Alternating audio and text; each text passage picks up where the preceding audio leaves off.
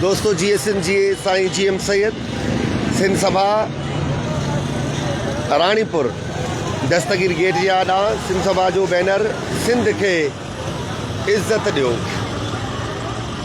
सिंध ते कब्ज़ो नामंज़ूर, सिंधियुनि जो तारीख़ी वतन आहे। बैनर खोले दोस्त सिंध सां मोहब्बत ऐं सिंध सां एकड़ाई जो मुज़ाहिरो करण जे लाइ सिंध सभा जा साथी बीठा आहिनि। ऐं सिंध सभा पंहिंजे पहिरें ॾींहं खां इहो सम्झे थी त इहा वॾी ॻाल्हि न आहे त असां वटि 1000 कारकुन हुजनि। इहा वॾी ॻाल्हि आहे त असीं जेतिरा बि आहियूं उहे उथी बीहूं था ऐं उथी बीही सघूं था।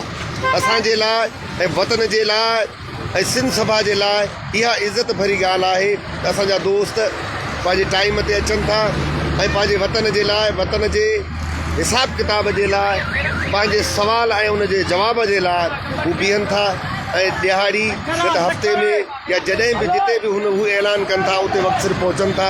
पोइ जेतिरा बि आहियूं पंहिंजे अबरे सबिरे हाल ते असीं पंहिंजे माण्हुनि जे आॾो 7 करोड़ माण्हुनि जे आॾो पंहिंजी हज़ार सालनि जी तहज़ीब तमदुन रखंदड़ वतन जे आॾो पंहिंजे ईंदड़ नसुलनि जे ख़्वाबनि जी साभिया जे लाइ असीं बैनर झलियूं था ऐं सुभाणे ज़रूरु डंडा खणी बीहंदासीं।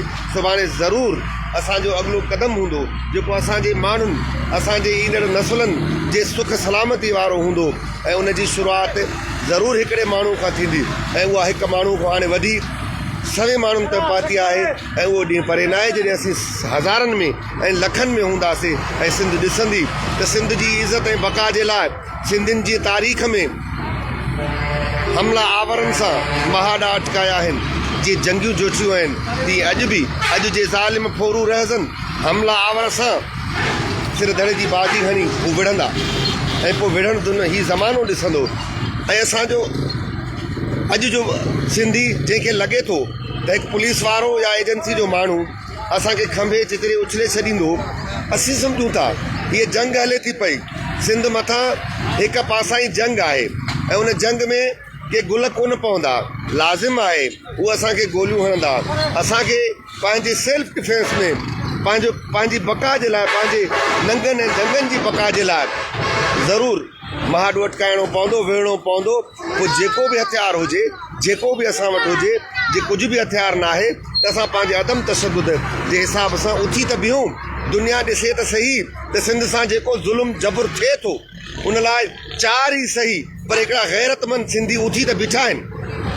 उहे माण्हू जेके सॼो ॾींहुं रड़ियूं कंदा आहिनि असां सां ज़ुल्म आहे, असां सां जबुर आहे, पर उहे कॾहिं बि के एहतजाज में गॾिजी बीहण खे पंहिंजी बेइज़ती ऐं घटिताई महसूसु कंदा आहिनि। इहा ग़ुलामी जी निशानी आहे ऐं हिन वक़्तु असांजी ग़ुलामी जी इहा हद आहे त असीं ॾिसी मुस्कुरायूं था त 4 ॼणा बीठा आहिनि, बसि बैनर ॾिसो हलिया वञूं। असीं सम्झूं था जे असां अहिड़ा न हुजूं त पोइ जेकर असीं 4 छो हुजूं, पोइ त सॼो वतन असां सां गॾु हुजे। असांजे वतन में, असांजे माण्हुनि में ही बीमारियूं, ही ग़ुलामीअ जो वायरस फैलिजी चुको आहे, उहो ख़तमु एहतजाज ऐं मज़ाहिमत कंदी। ऐं असीं जॾहिं पंहिंजे वतन जे लाइ संदरा ॿधी निकिरंदासीं पंहिंजे हाल सारो, ईअं न आहे त असीं वेठा इंतज़ारु कयूं 1000 माण्हुनि जो, हिकु माण्हू बि लख थिए थो जे हू सच चवे।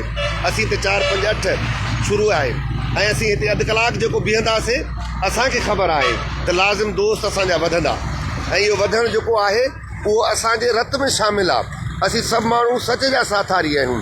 असां हमेशह सच हक़ जो पासो वरितो आहे ऐं असांजी तारीख़ ॿुधाए थी असां कॾहिं बि न पाड़ेसिरनि ते, न पराहनि मुल्कनि ते न कॾहिं घेराव कयो आहे, न हमिलो कयो आहे।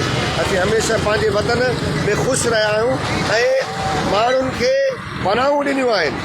तव्हां सभिनीनि खे ख़बर हूंदी त अरबनि जो सिंध मथां हमिलो, उन जो कारण अरबनि जे बाग़नि खे सिंध अंदरि पनाह ॾिनी वई। हिजाज बिन यूसुफ आहे, कहिड़ो यूसुफ न, हजाज बिन यूसुफ ऐं उन जो नियाणो मोहम्मद बिन कासिम, इहे असल में असां सां विढ़ण न आया हुया, इहे पंहिंजा बाग़ी खंभण आया हुया ऐं इहे असांखे पंहिंजो ॾाढो ॾहकाव ॾेखारण आया हुया। ऐं सिंध हमेशह सच जो पासो वठंदी आहे, सिंध हमेशह सच जे लाइ सिर ॾींदी आहे। अहिड़ी सिंध जंहिंजा हीरोज़, अहिड़ी सिंध जंहिंजा बादशाह हमेशह सुरनि जी सेन ते कंध कपे ॾींदा आहिनि। अहिड़ी सिंध जंहिंजा बादशाह शेर शाइरी चवनि आज कला सां लाॻापियल हुजनि उन सिंध ते अॼु ग़ुलामी कारा कारोबार बणिजी ककर बणिजी उनजे मथां बिछी आहे ऐं असीं सम्झूं था त असीं